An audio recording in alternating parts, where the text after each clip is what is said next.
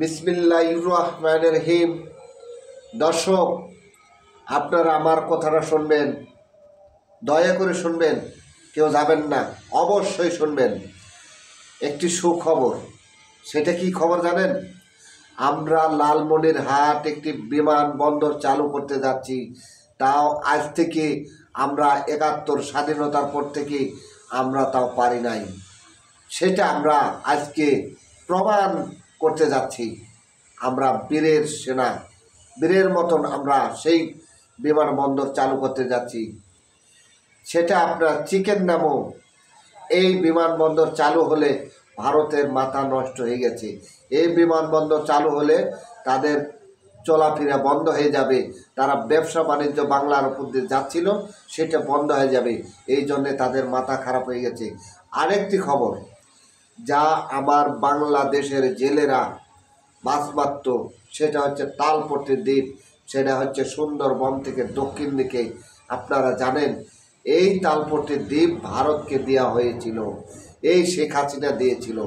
আপনারা আরও খবর জানেন, এই যে ফারাক্কা, এই ফারাক্কা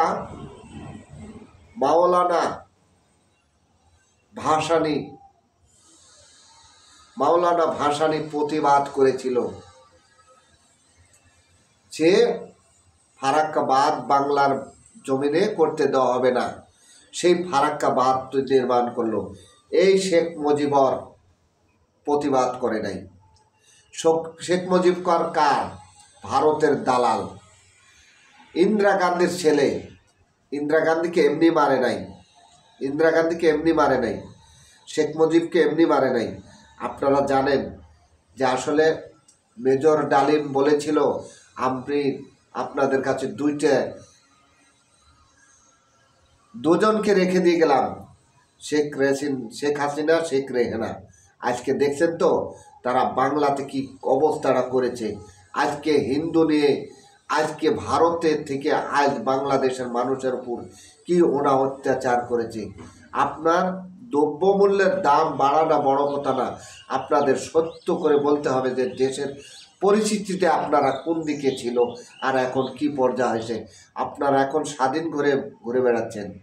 আমি রিক্সাওয়ালা ভাইকে বলবো, ভ্যানওয়ালা ভাইদেরকে বলবো, আপনারা রাজপথে ঘুরে বেড়াচ্ছেন, আপনাদের পিঠে কিন্তু পুলিশের বাড়ি পড়ে না, কাকু ১ টাকা দেওয়া লাগে না। এটা কি ভুলে গেছেন? ধন্যবাদ দর্শক।